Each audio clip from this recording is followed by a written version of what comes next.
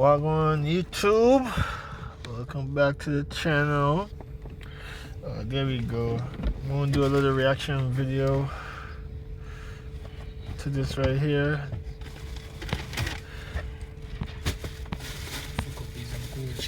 Yeah, we're gonna see what it's all about.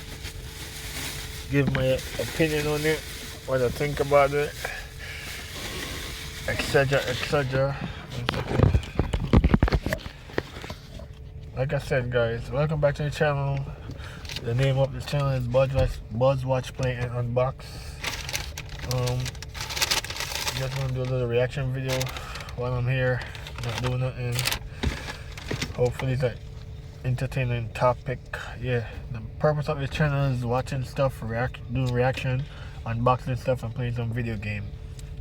Yeah, so like I said, guys, if you want to see me react to nothing or watching, and just comment down below. I'm gonna try to be more consistent. Yeah, and let's see how it goes. Let's start off the video. Yard to the maximum security unit. The February wind chilled her to the bone, making her wrap herself more tightly in her uniform jacket. After 5 years of service in the general ward, she'd been transferred to a new place, one that housed the most dangerous criminals. The heavy metal door slammed shut behind her.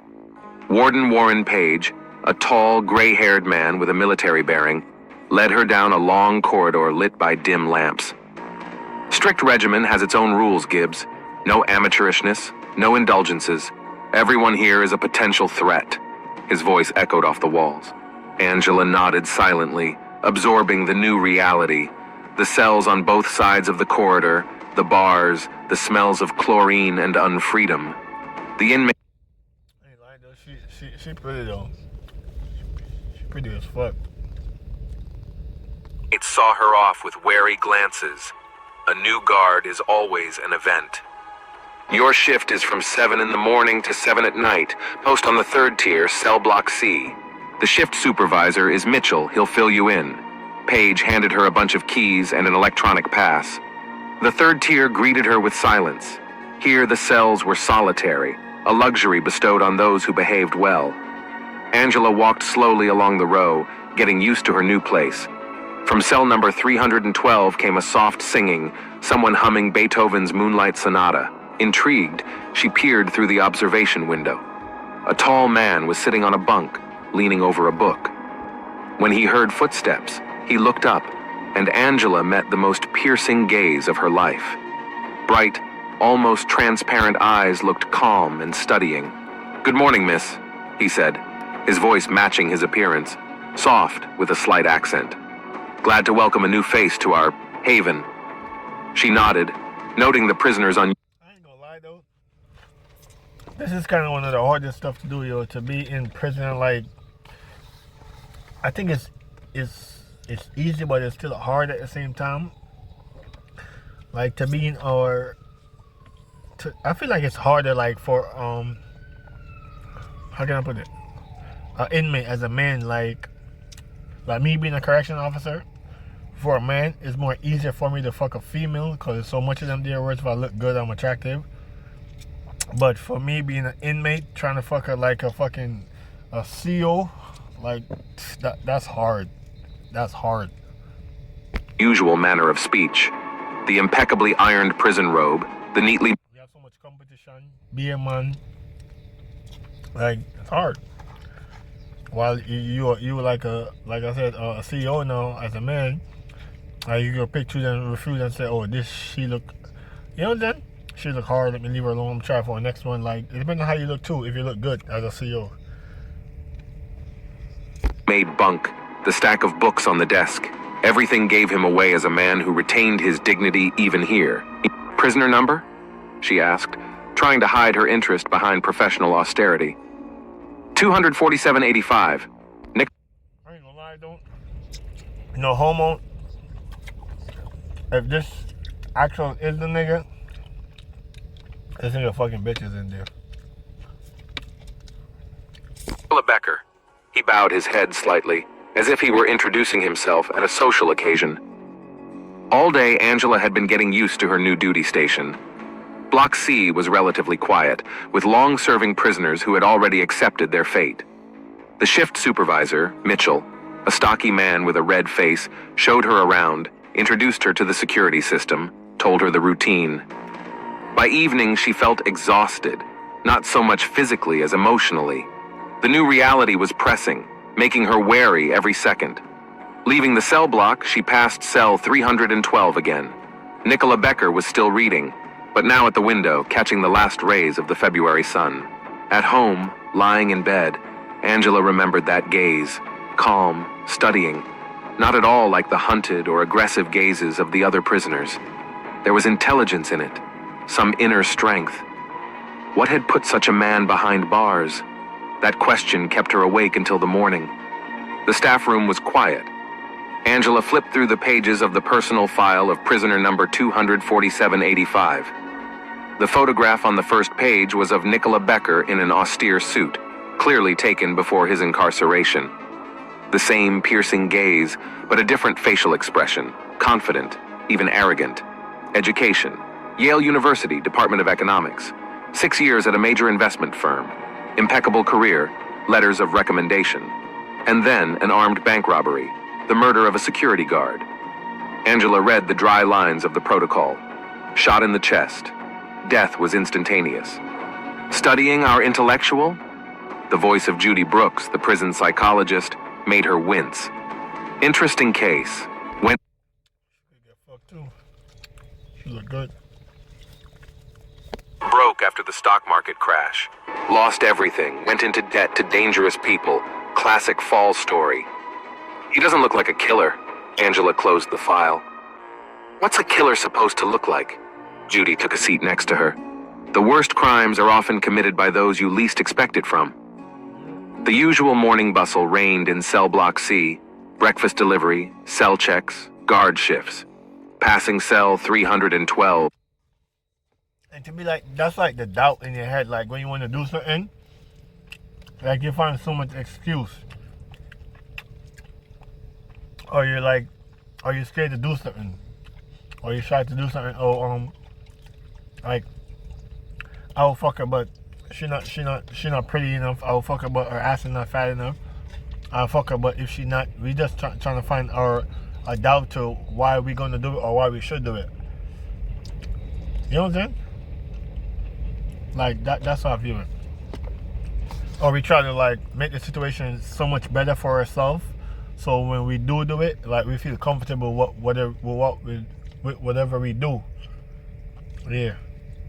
Example, like you said, he don't look like a killer. What a killer look like? You know what I'm saying? Angela slowed her step. Nicola stood by a wall on which a remarkably accurate portrait of a young woman had been drawn in pencil. Your work? She paused. Yes, my wife, ex-wife. He ran his hand over the drawing. Drawing helps you keep the details in mind. The facial features, the curve of the lips, the look, all fade from memory over time. You draw beautifully. Thank you. Went to art school before finances got tight. He smiled. You should have seen the Impressionists at the Orsay. Monet, Renoir, Degas, that's where the real art is. Been to Paris? 3 times. The last time was 6 months before... He paused. I'm sorry, Miss Gibbs, I don't want to abuse your time. She should have walked away. She should have kept her distance. But something kept her in front of the camera. What are you reading now? Camus, The Outsider. Surprisingly in tune with my situation. He picked up a book from the table. A man commits murder and can't explain why. Society judges him not so much for the crime as for his inability to play by the rules, to show the right emotions. Angela felt a chill run down her spine. He was talking about the murder as calmly as if he were discussing the weather. There was no remorse or fear in his voice, just thoughtfulness. Do you like Camus? He asked. Haven't read it. I can borrow it when I finish it. There aren't many connoisseurs of good literature here. That evening, checking the cells before lights out, she lingered again at 312. Nicola was asleep, the book resting on his chest. In his sleep, his face seemed almost serene. Angela watched him and thought about the man he had shot, also someone's husband, son, father. how to reconcile that fact with an intelligent man talking about art and literature. The prison library was located in the semi-basement of Cell Block C. On Tuesdays and Thursdays, prisoners were allowed to spend an hour there under the supervision of guards. Angela had volunteered to be on duty in the library. It provided a distraction from the monotony of the corridors. On this Thursday, Nicola was the only visitor. He moved slowly along the shelves, his fingers sliding along the spines of books. Angela watched him from her seat by the door. "Have you read Hemingway, Miss Gibbs?" He pulled out a shabby volume. "You know, I met his grandson in Paris. It was an amazing coincidence that we ended up in the same bar in Montmartre." "Really?" "Yes. He was talking about his grandfather, a very different image from the one everyone knows.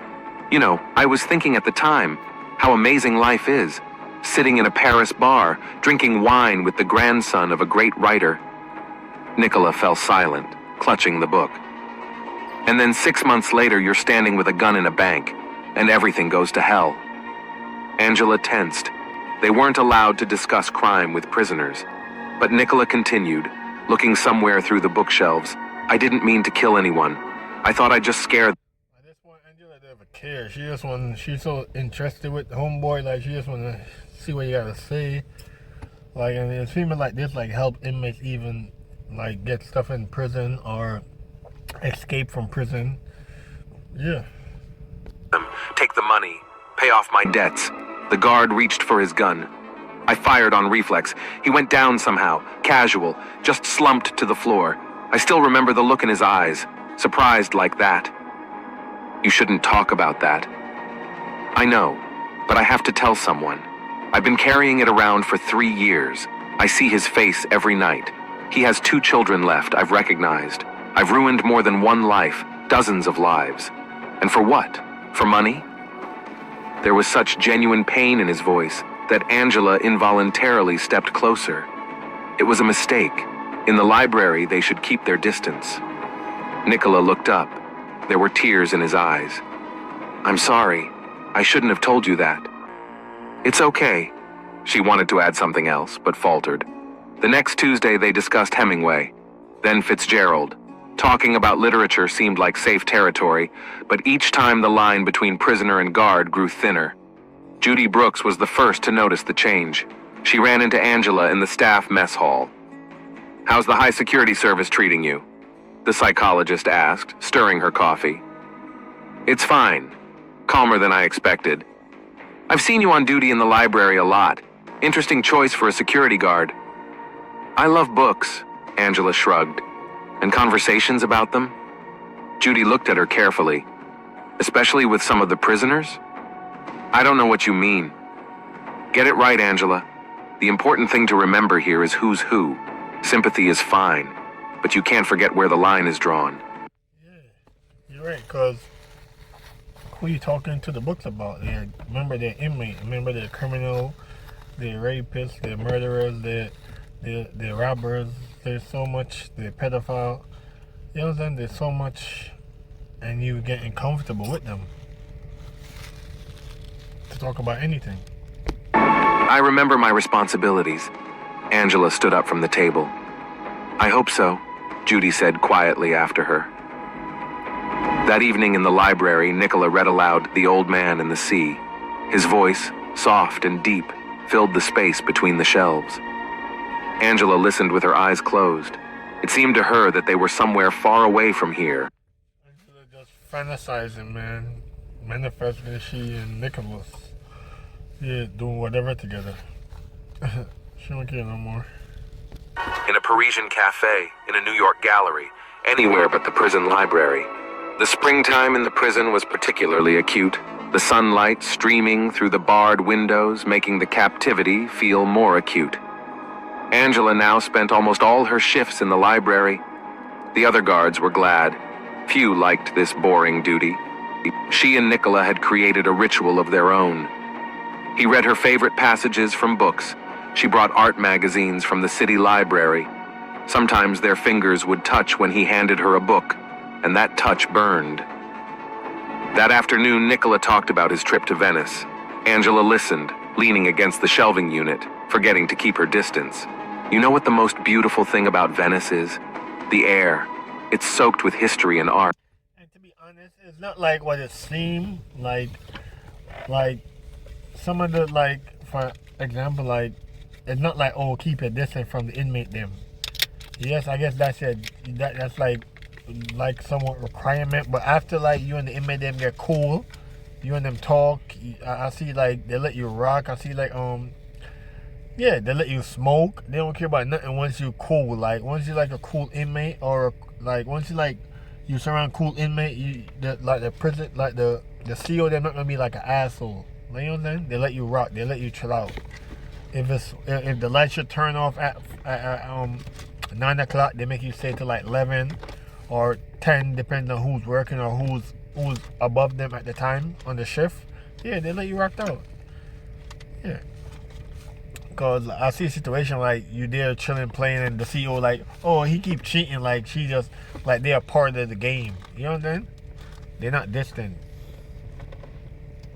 Every breath is like a sip of eternity. He spoke softly, almost a whisper, looking into her eyes. You would fall in love with this city. The switch to you happened imperceptibly. Angela realized she couldn't remember when it happened. I've never been to Europe. She lowered her eyes. We could go together. Someday. His hand touched her wrist. She had to pull away. Funny part about it, we don't know how much he is homeboy doing. Like they planning trips already to go together. We don't know how much here he doing. Like, and I don't hear about Angela's boyfriend or none of that yet. Husband, whatever she got. Cause I hear he said ex-wife, so I'm assuming he's divorced now. Yeah, so we'll see. She should have been reminded of the rules. Instead, she froze, feeling the warmth of his fingers. We're not allowed to... Not allowed to what? Dream? Feel? He took a step closer. You feel what I feel. Their first kiss happened right there, between the dusty shelving units. Angela didn't remember who reached out first. Everything merged into a maelstrom of sensations. His lips, his hands, his whispers. I just imagine, like, she doing all this stuff, like, going home, like seeing Nicholas, whatever his name is, then go home after, like, damn, fantasizing like crazy. Reality ceased to exist. That evening, she stood under the shower, trying to wash away the guilt. What was she doing? How could she have let this happen? But the next morning, she would walk to the library again, knowing he would be waiting. The notes began, little scraps of paper that she'd sneak out. Nicola wrote her poems, drew little sketches. She wrote back, tentatively at first, then more and more openly. Angela began to forge the library's visit log, writing in other inmates instead of Nicola. She began to ignore when he stayed longer than the allotted hour, brought him books that were forbidden by prison rules. One day she caught him talking to another inmate in the hallway. What was that about? She asked later in the library. Nothing much, just an exchange of pleasantries. I guess homegirl getting jealous now. You can't talk to no more, whatever. It's crazy. Or he getting jealous. He smiled. You know how important it is to maintain relationships here. You're not allowed to talk to prisoners from other units. You're breaking the rules too. His voice grew harsher. Or is it different for you? She remained silent. He was right. She had long ago overstepped every possible boundary. I'm sorry, he hugged her. I didn't mean to upset you. It's just so hard here sometimes. You're the only thing keeping me afloat. Angela melted at those words. She didn't notice how gradually Nicola began to manipulate her. Little things at first. Changing a journal entry, bringing a note to another prisoner, accidentally, leaving the door of the staff room open. If you love me, you'll help me, he would say. It's such little things. As I was saying before, in a situation like this, like just, like, they help you escape. Just like this, they help you escape.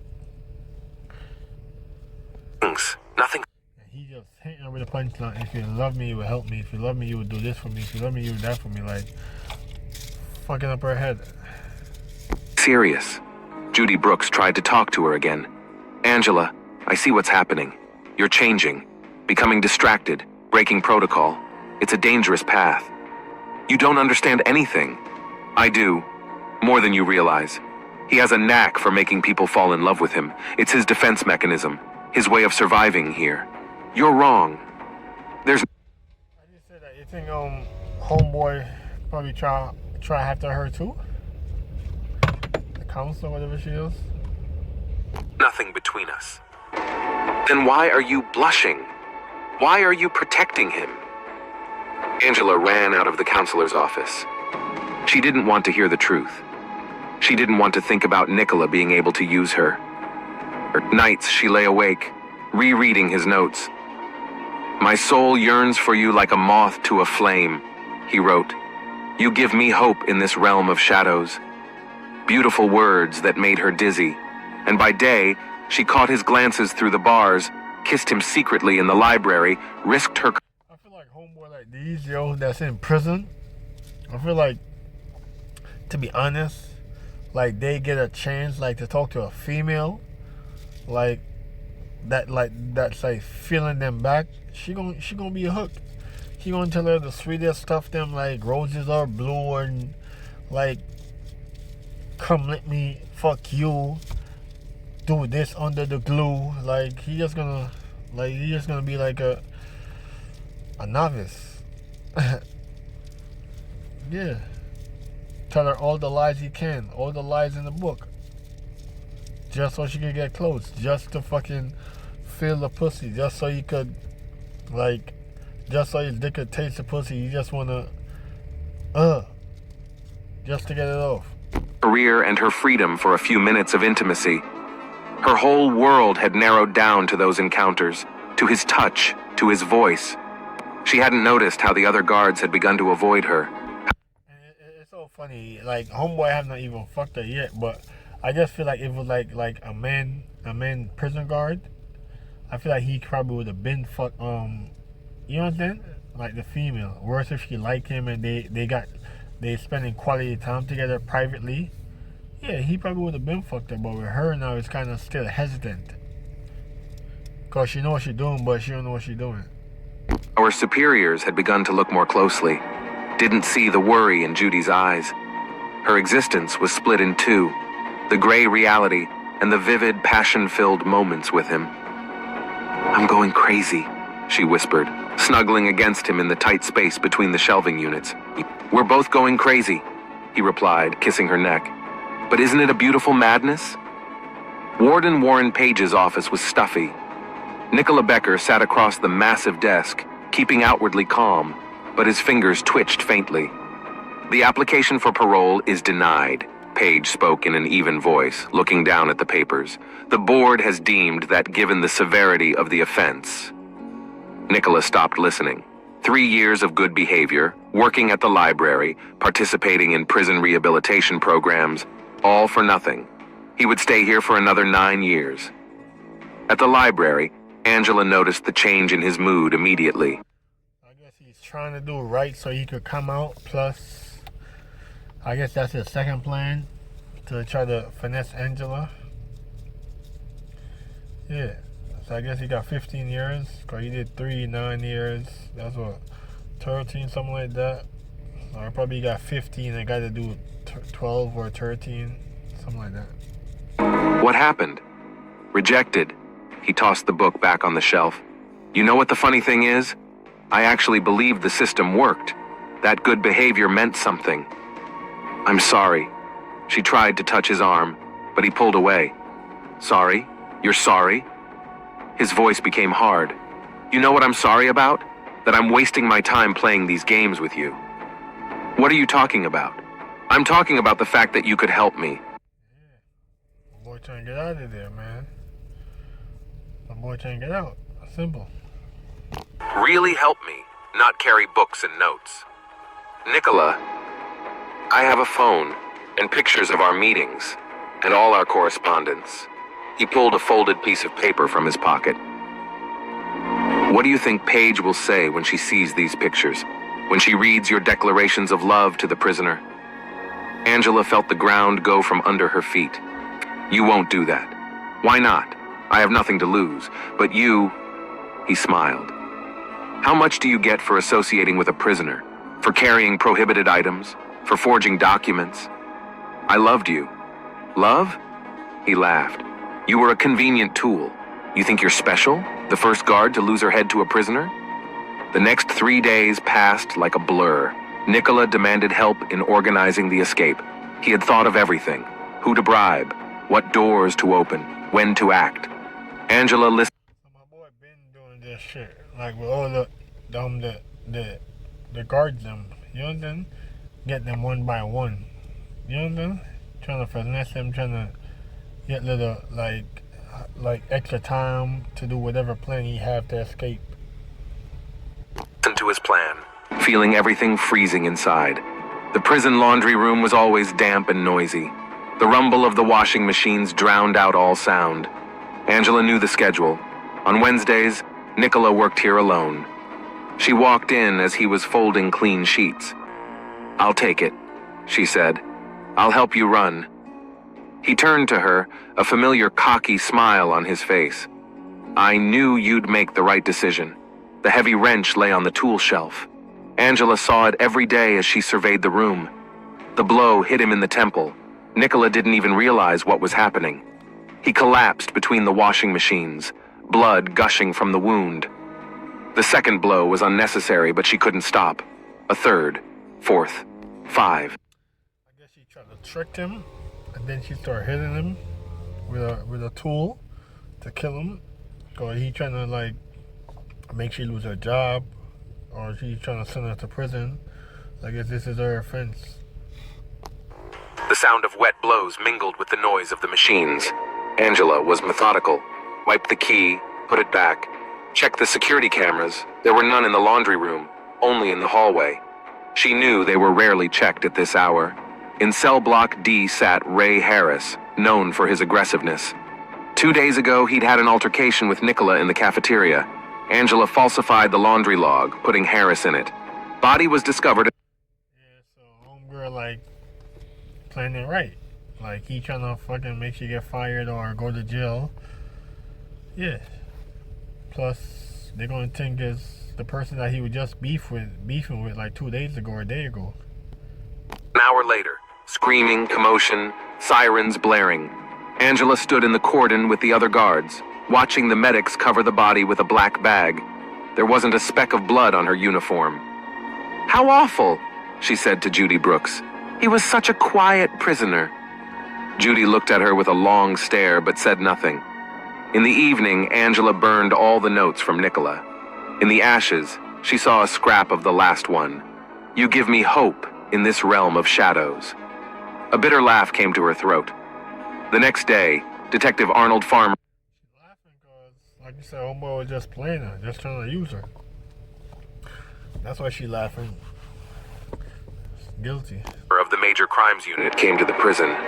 Angela saw him talking to Paige, studying the crime scene. It seemed to her that every glance he gave her was directed at her. But she'd thought of everything. There was no trace. Harris had motive. Journal entries confirmed his presence in the laundry room. The perfect crime. Detective Arnold Farmer surveyed the prison laundry room, making notes in his notebook. His bulky figure seemed out of place among the washing machines and baskets of laundry. Nearby, Warren Page, the warden, was shuffling from foot to foot. So the guard on duty found the body? Yes, Michael Stevens. He was doing his routine rounds at 14:30. Farmer squatted down, examining the dark stain on the... I feel like all of these, like, I'm watching it now, like, all of these images of the person, I feel like the AI, they fucking they look too perfect, like, you know what I'm saying? They got, like, the freckles the freckles look good, the crease on his face, like, they just look too perfect, like, yeah, like, it's AI picture. I don't think they're real persons. Concrete floor. Did they find the murder weapon? Wrench, lying where it belonged on the tool shelf. There's blood all over it. In its place? Farmer raised an eyebrow. That's odd. Usually killers don't bother cleaning up. He walked slowly around the room, stopping at each car. Something was bothering him. but he couldn't yet figure out what it was. Tell me about the suspect. Ray Harris, serving life for a double murder. Aggressive, has had run-ins with other inmates. Confronted the victim in the mess hall 2 days ago. What was it about? The usual prison nonsense. A line for food, a rude word. Farmer pulled out a photo of Nicola Becker. What can you tell me about the victim? Model inmate, worked at the library, participated in a rehabilitation program, no serious offenses in 3 years. Then why would such a quiet inmate provoke a conflict with the prison's most dangerous resident? Page shrugged. Stuff happens in prison. Farmer spent the next 2 days interviewing witnesses. The guards were reluctant to talk, the inmates even less so. No one saw anything, heard anything, knew anything. How long have you been working with Becker at the library? He asked Angela Gibbs. About 6 months. I was usually on duty there on Tuesdays and Thursdays. What kind of impression did he make? Calm, polite, read a lot, never caused any trouble. Farmer noted the way she was rubbing the sleeve of her uniform. So, I'll be honest, homegirl just need a man, because she's not even been working there a year now, or not even 6 months. Good. And she falling in love with the inmate, so probably she don't got no man at home, or a man at home not paying her mind, cause the inmates they be doing some 12-hour shift, like 12, 15-hour shift. They don't really got no life, to be honest. And majority of them, or the females, half of them got BBL, like they just do their body or do whatever they want to their body, and they still don't got a man, or they still don't have time to. They spend most time with the inmates, basically. Yeah. Nervous, or just upset by the death of a familiar prisoner. That evening, he was rereading the statement when prison psychologist Judy Brooks knocked on the office door. Detective, do you have a minute? Sure, have a seat. I've been going over the notes from my interviews with Nicola. In the week before his death, his behavior changed. He became irritable, aggressive. What's that about? He was denied parole, but... She faltered. But... There was something else. It was like he was preparing for something. Just couldn't figure out what. Farmer made a note in his notebook. The picture wasn't adding up. A quiet prisoner suddenly erupts into conflict. The killer carefully returns the crime weapon to its place. Strange changes in the victim's behavior. He pulled the laundry log. The entry for Harris's presence there looked spotless. Too spotless. Prison always smells the same. Chlorine and hopelessness. Detective Arnold Farmer knew that smell all too well. He'd seen plenty of prison murders in his 20 years of service. I want to see the security tapes, he demanded of the warden first thing in the morning. Warren Page became visibly nervous, rubbing the knot of his tie. You see, we've had some technical problems. 2 days ago, the drives flew. The cameras are only working in real time. 2 days ago? Farmer raised an eyebrow. And when do you expect repairs? The specialist promised to be here next week. The detective... I guess homegirl been kind of playing in her playing too. Like to violate Nicholas. Yeah, I guess she been playing it. I guess it only recorded in real time. You see what you get. There's no story like a day. There's none of that stuff. Whatever you see on the camera, that's what you get basically. The camera don't got no memory. Detective made a note in his notebook. Too good a coincidence. The interrogation room greeted him with the creak of an iron chair. Ray Harris, the prime suspect, towered over the table like a rock, massive, tattooed, with a hard look in his eyes. Where were you yesterday between 14:00 and 14:30? In my cell. The laundry log says otherwise, as, I don't give a damn about the log. I guess this is where they make us fantasize. But they just talk about Ray Harris or whatever they mean, how he's big and tall, tattoo. So I guess they want us to put this image in our head, like how he really look. Because all of these other characters, they look AI to me. Like they look so perfect, or look so pretty, or you know what I'm saying? They look too perfect. I was in my cell. Harris crossed his arms over his chest. Ask the guards. Ask the other inmates. There was absolute certainty in his voice. Not the fear of exposure, not the anger of a cornered animal. A simple statement. He probably saying, what the fuck is going on? Like I'm a suspect? Like, for what? Of fact. Farmer spent the next hours interviewing witnesses. The guards answered sparingly, matter-of-factly. Prisoners hid their eyes and mumbled that they had seen nothing. Any change in the victim's behavior? He asked prison psychologist Judy Brooks. In the week before his death, he became irritable. He was denied parole. Farmer went back to the visitation log again and again. The entry for Harris's presence in the laundry room looked perfect. Too perfect. Who keeps the log? He asked Page. The guards on duty. Stevens and Gibbs were there that day. The detective tapped his pencil on the desk thoughtfully. The cameras had successfully malfunctioned. The prime suspect confidently denying his presence at the crime scene. A perfect log entry. Someone went to great lengths to misdirect the investigation. Someone with access to the visitor's log. Someone in security. A fine fall rain was drizzling as Detective Arnold Farmer parked his car outside the police records building. A prison murder investigation had stalled, so he decided to dig deeper into the victim's past. Nicola Becker's story lay before him in the yellowed folders of an old case file. Crime scene photos, interview transcripts, witness statements, a successful stockbroker whose life had gone downhill after the stock market crash. Debt, threats, desperation. And then a bank robbery and the death of a security guard. Farmer scrutinized Nicola's photographs from that time. Expensive suit, confident smile, arrogant look. Not at all like a man capable of murder. But those were often the most dangerous, the ones you didn't expect to get hit. The trial testimony wasn't particularly interesting. Becker didn't back down, admitted guilt. He talked about remorse, about not wanting to kill. The jury wept, but the judge was adamant. 12 years of strict regime. There was a knock on the door of the archive. Michael Stevens, one of the prison guards, stood on the threshold. Detective, we found something while searching Becker's cell. The warden asked me to give it to you. The envelope contained letters. Dozens of letters written in small, neat handwriting on torn sheets. Yeah, so homeboy been like saving some too. She think that's stupid offer though. Like, I thought she would have been like kill him and then like go back to go back to his cell, clean up. Of notebook paper, love letters, passionate confessions, poems, little drawings. Where exactly were they hidden? In a hiding place under the mattress. We do a standard inspection after a prisoner dies. Farmer carefully spread the letters out on the table. No signature, no addressee's name. But the handwriting, definitely female handwriting. Judy Brooks, the prison psychologist, came to the archives in the evening. She took a long look at the letters, then said quietly, I've noticed a change in his behavior. He became more confident, like he had some kind of trump card up his sleeve, especially after he was denied parole. Why wasn't it reported to your superiors?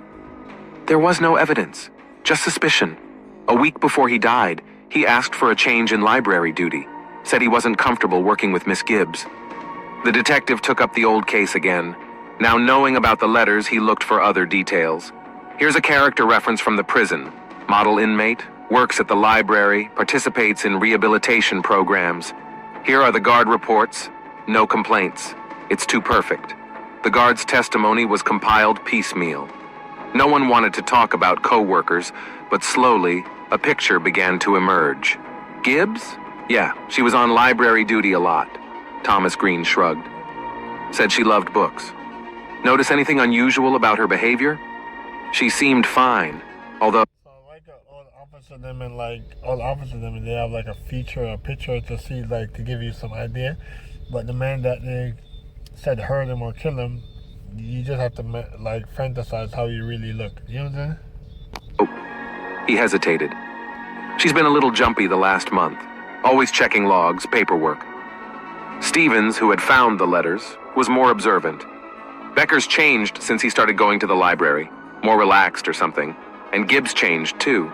They didn't do anything overt, but, you know, when you work here long enough, you start to notice things like that. In one letter, Farmer found a passionate description. One day we'll be walking together in St. Mark's Square. I just forgot that. What if she killed homeboy without even fucking him? Like, yeah, Come down here, they say once they have sex this day or that day. Yeah, they just kiss probably twice. What if you kill him without even doing nothing with him sexually? I imagine holding your hand, watching the pigeons, drinking coffee in a little cafe. He pulled Angela Gibbs's personnel file. The passport was marked, never issued. The woman had never been to Venice, but she'd written about it as if she'd seen it with her own eyes. She must have drawn descriptions from Nicola's accounts of his travels. The letters were full of such fantasies, of the future, of freedom, of places where I guess when Nicola's telling his story, she write her own story or put herself in it, like she was there. Crazy. they would be together. But why did Becker keep these dangerous testimonies? And more importantly, what had caused their relationship to end so tragically? The psychologist's office seemed like an island of comfort in the harsh prison interior. Pastel walls, the soft light of a desk lamp, a few indoor plants on the windowsill. Judy Brooks scrutinized the letters spread out on her desk. She was obsessed with him, the psychologist finally pronounced. Look at these repeated phrases, these fantasies about the future. Angela created a whole world in her imagination where they're together and free. Farmer pulled surveillance photos from 2 months ago, before the system went down, out of a folder. This is where they first appear together. Library, end of shift. Classic scenario. Judy shook her head. What if they see the kiss on the camera? That'd be crazy. An inmate with high intelligence and good manners. A guard who feels special. After all, she's the one he chose, the one he shares his thoughts with. She begins to believe she understands him better than anyone, that she can save him. And him? And he gets the power. A man in love in uniform is the key to little indulgences, extra privileges, perhaps even to something more. The detective tapped his... They said a man in uniform, like homeboy got a job or some homeboy doing something progressive, like, come on, man. Homeboy facing like 10 years or 25, 15 years. Pencil thoughtfully on the desk. But something went wrong.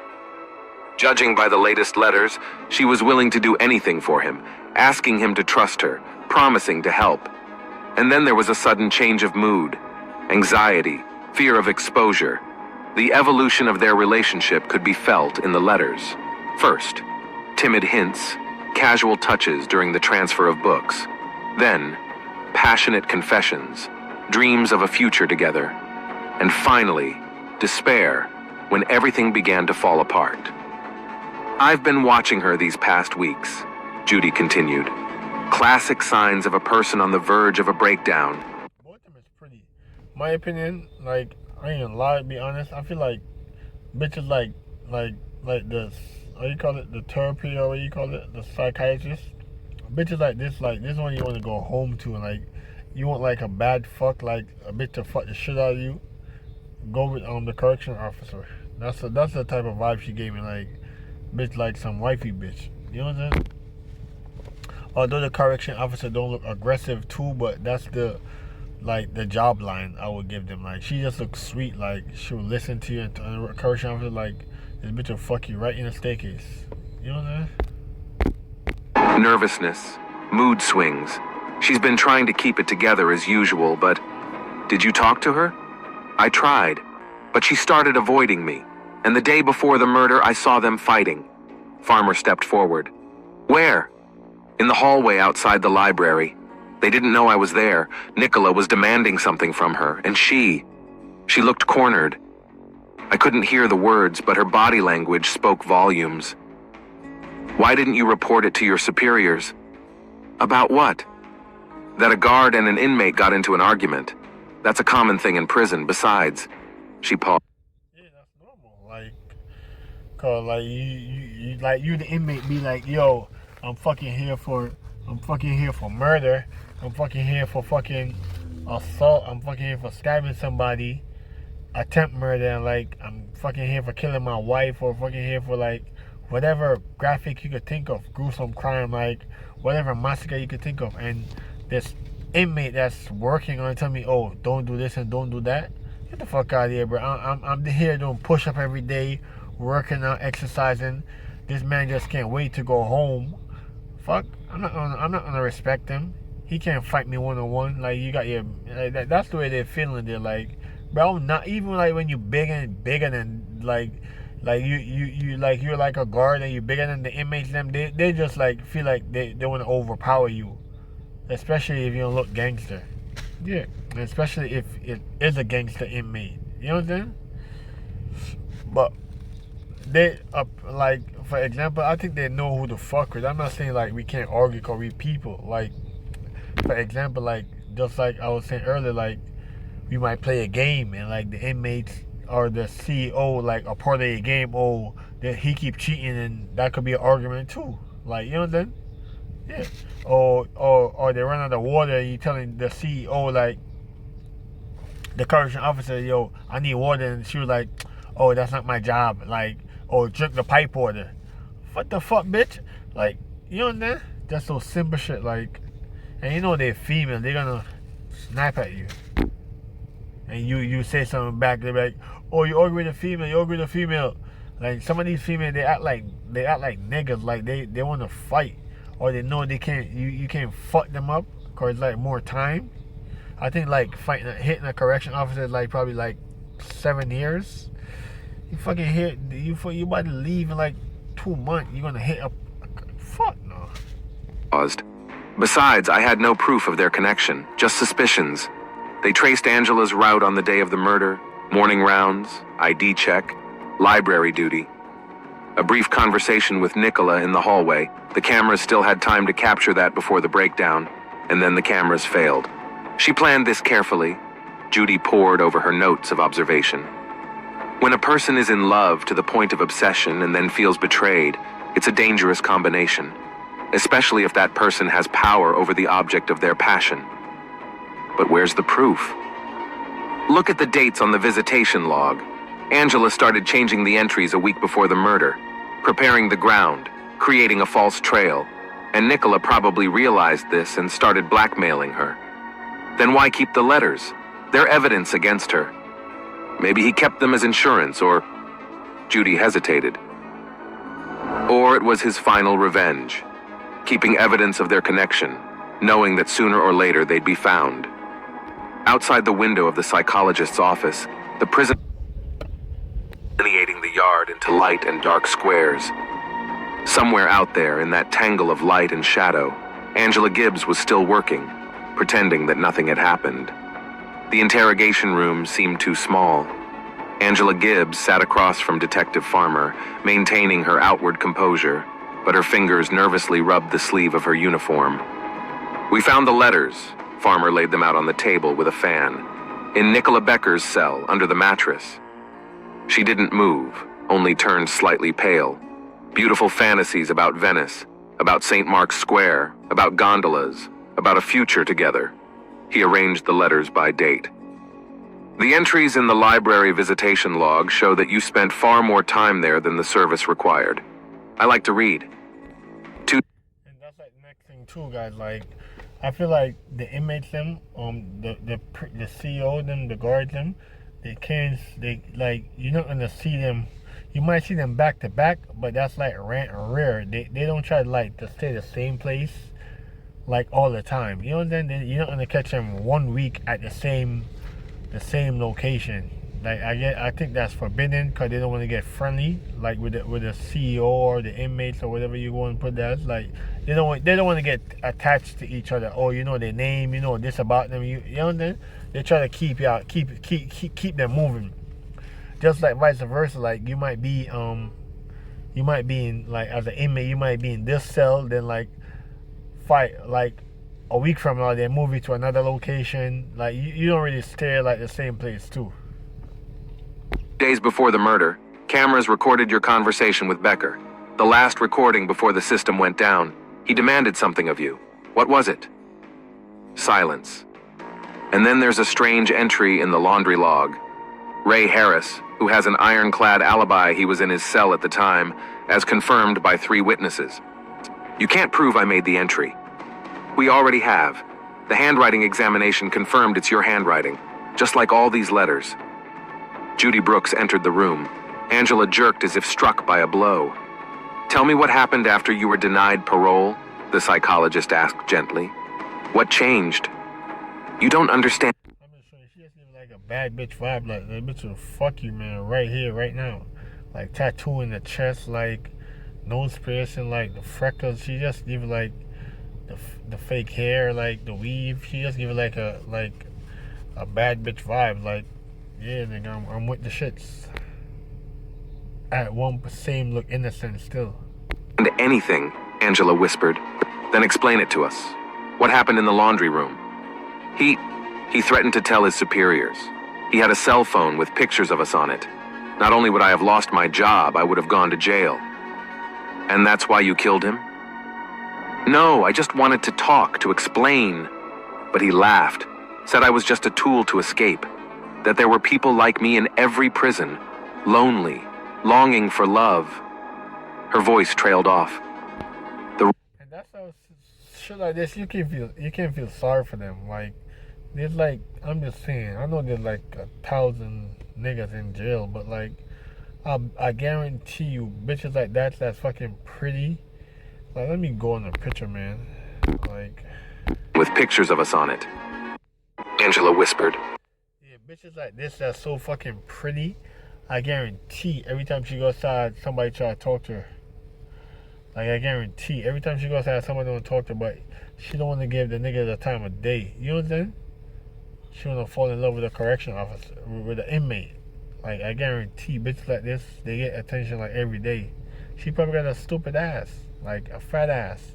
You know what I'm saying? Then explain it. And that's why me in every prison, lonely, longing for love. Her voice trailed off. The wrench was on the shelf. I don't even remember picking it up. All I remember is his laughter. And then the blood. You threw 5 punches, Farmer said quietly. Did I? I didn't count. And then you forged a log entry to misdirect the investigation. I had to protect myself. From what? From being exposed? Or from realizing you were being used? Angela covered her face with her hands. He promised we'd be together, that we'd start a new life when he got out. And then I realized he was just playing me. I was supposed to help him escape. And you killed him. Yes. She raised her eyes full of tears. She finally confessed about the killing. Killed him. And you know what? The moment I delivered the final blow, I still loved him. Farmer silently pulled out the handcuffs. The metal clicked coldly on his wrists. Outside the window, a fine rain drizzled, blurring the line between those who guard and those who are guarded. The courtroom was stuffy. Angela Gibbs sat upright, staring blankly in front of her. Her prison guard uniform had been replaced by a gray prison dress, but her posture remained the same, a habit developed over the years to keep her back straight. The prosecutor methodically laid out the facts of the case: forbidden relationship with a prisoner, official misconduct, premeditated murder to conceal a criminal connection. Every word was a heavy stone. One by one, her former colleagues appeared on the witness stand. Michael Stevens spoke of the oddities in her behavior in recent months. Thomas Green about unexplained corrections in the visitation log. Like, even that too, yo. If you're fucking like, if you want to fuck an inmate so bad, you got the fucking you got your coworkers them like I bet some of them on you too. Like, oh, you look good, but you still want to fuck like the inmate. Like, I bet one of the your coworkers like, oh, you look good, this. So you spend time with them too, cause to be honest, it's not like you by yourself in the prison, or in the area with all the prisoners. Like, there's always like 2 persons there with you. You know what I'm saying? Depends how the population of the prison or of whatever like facility you're in. You're not gonna be alone by yourself. With all the prisoners, then you might be with another correction officer, with another coworker. Judy Brooks talked about the defendant's psychological state, choosing her words carefully. Between sessions, the guards whispered in the hallway, "Who would have thought it? Gibbs was always so straight." Becker's got a lot of people wrapped around his finger. Remember Jean Miller from the women's ward? She had her eye on him too. Yeah, but at least she didn't kill anybody. Warden Warren Page looked 10 years older. His testimony was stingy, dry. He spoke of Angela's sterling service before this incident, of how meticulously she had performed her duties. Detective Farmer outlined the progress of the investigation, the letters, camera recordings, forged documents, confessions. Behind his words was a story of obsession that led to tragedy. Angela's lawyer based his defense on the emotional instability caused by the victim's manipulation, cited examples of similar cases where inmates used prison staff for their own purposes. He spoke of his client's remorse and her cooperation with the investigation. The jury deliberated briefly, guilty on all counts. The judge announced the verdict, 15 years in prison. Angela didn't even flinch. She was taken to another state, to a maximum Fuck, that's light. 15 years. That's heavy, but that's light. To commit so much crime. That's crazy. I don't know what state they in doing their bid. security women's prison. No one there knew her story, but from experience they recognized the former guard in the new prisoner. Too distinctive a gait, too straight a back.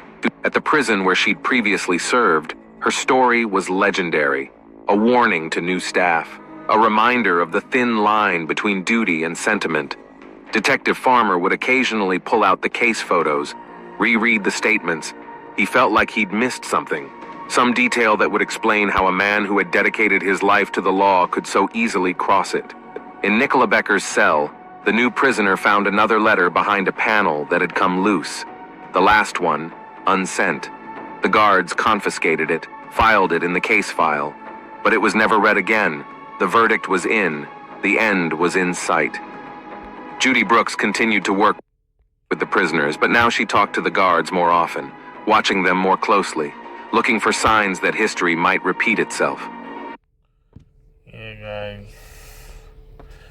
What you get from it? It's a cool story. I like it, but I don't like it's not much details. It's just like the picture. There's nothing really to go off for. Like you just have, as the person explaining the story, you more kind of fantasize like what he's talking about. Yeah. What do you think? Yeah, I don't know. It's a cool story. Make sure to like, comment, subscribe, guys. Like I said, comment down below what would you like to see me watch and react to. And if you like this video, you want to see me react to more of these, just comment.